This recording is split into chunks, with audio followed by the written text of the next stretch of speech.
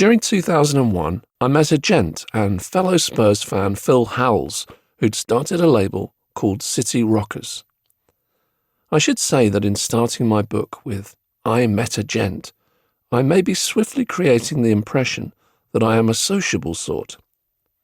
It's not that I can't be, it's more that I prefer dogs. That will become clearer as we progress through the book. Phil was, like me, a genuine enthusiast about new music, and as our joint football hero Glenn Hoddle was also managing Spurs, we found we had a lot to talk about. Now, if I have by the middle of only this second paragraph now created the notion that in fact I only like dogs, music and football in that order, this will also prove to be quite false. The purpose of starting the book with my meeting with Phil is to signpost the chain of events that it kick-started.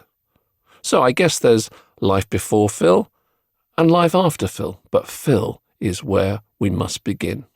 You could say that in 2001, I was a few steps into my second career, or I could say it makes more sense if I say it. In 2001, I was running. If sporting terminology was appropriate here, limping along would probably be more accurate.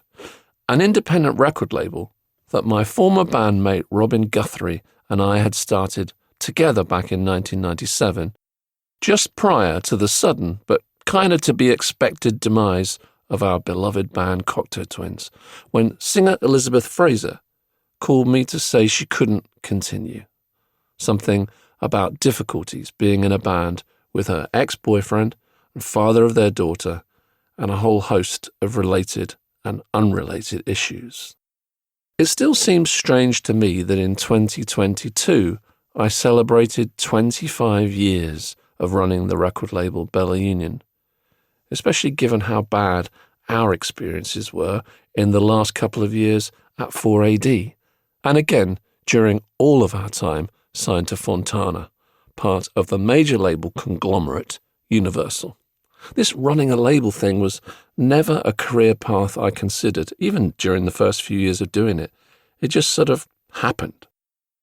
Robin exited Bella Union stage left soon after, moving away to France, and I continued to stumble from one near disaster to another, like Oscar Isaac in the Coen brothers' Inside Llewyn Davis. The sole reason for the existence of Bella Union was initially only to release Cocteau Twins music, so to have spent the last quarter of a century putting out no Cocteau Twins records at all does make me laugh, apart from when it makes me cry. So back to Phil. Phil loved a new band he'd heard called Solomon and wanted to play me some music with a view to me producing them.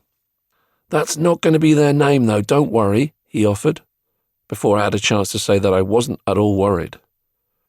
Within a minute of hearing each of the two demos, I was in love, and within a week, Phil had booked us into a recording studio in Brighton called Metway, a fine place run by local heroes, the Levellers. I won't get overly sentimental, but I'm still close friends with all the members of Solomon, 23 years on from that session, so I think we can say it went okay.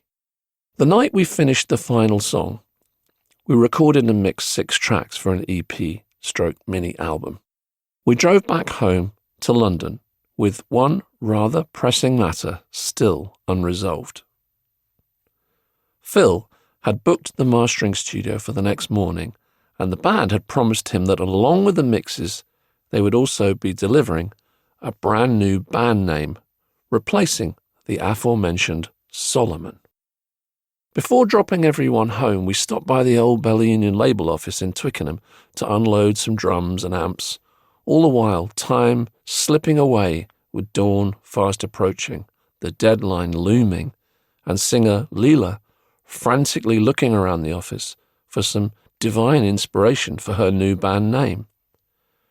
She stumbled across a pile of books in the corner that belonged to Cocteau Twins singer Elizabeth that she'd left behind after quitting the band several years before, and began thumbing through one of them. My abiding memory is of her shouting out 3 words that jumped out of the page. "The Duke's Spirit!" It was perfect.